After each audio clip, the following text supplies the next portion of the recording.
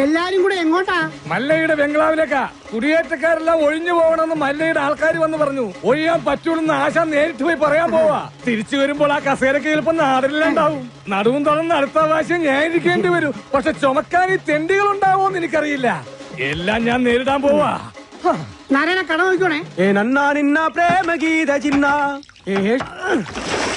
തോട്ടത്തിലെ ഷെഡിന്റെ പണി തീർന്ന വണ്ടി അവിടെ കൊണ്ടിട്ടോണം.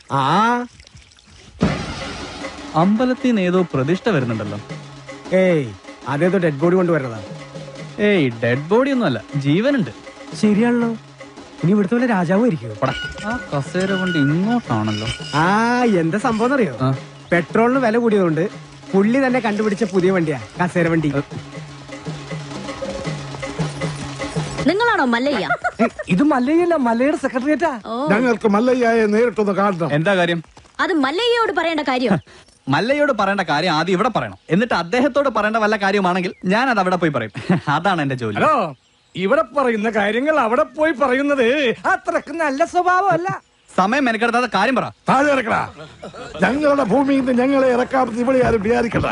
അനധികൃതമായി കുടിയേറി പാർത്തവർ എത്രയും പെട്ടെന്ന് ഒഴിഞ്ഞു തന്നേ പറ്റൂ. അല്ലെങ്കിൽ ബുൾഡോസർ ഉണ്ടെന്ന് മല്ലയെല്ലാം പൊളിച്ചടുക്കും.